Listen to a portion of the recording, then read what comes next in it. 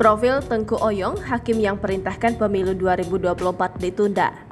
Profil Tengku Oyong, Ketua Majelis Hakim Pengadilan Negeri Jakarta Pusat yang perintahkan penundaan pemilu 2024. Seperti diketahui, Pengadilan Negeri Jakarta Pusat mengabulkan gugatan prima perdata yang diajukan Partai Rakyat Adil Makmur.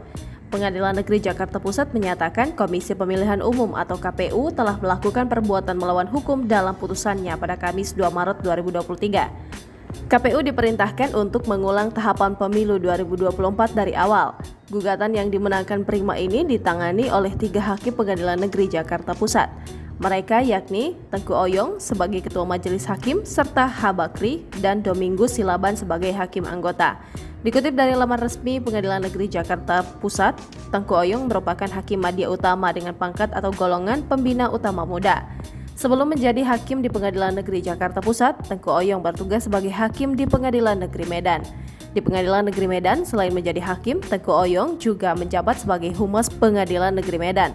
Sebelumnya, Tengku Oyong menjabat sebagai Ketua Pengadilan Negeri Sarolangun. Ia dimutasi di Pengadilan Negeri Medan pada 9 Februari 2017.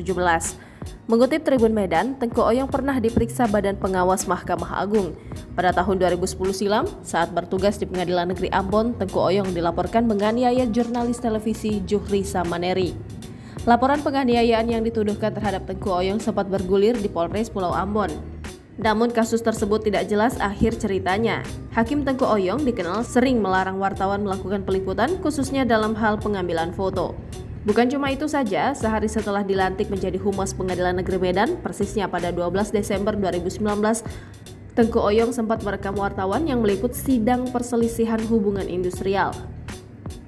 Saat awak media cetak maupun televisi mengabadikan foto dan video dalam persidangan, tiba-tiba Hakim Tengku Oyong terlihat juga mengambil Android-nya dan mulai membidik awak media dengan kameranya. Jangan lupa subscribe, share, komen, dan like ya!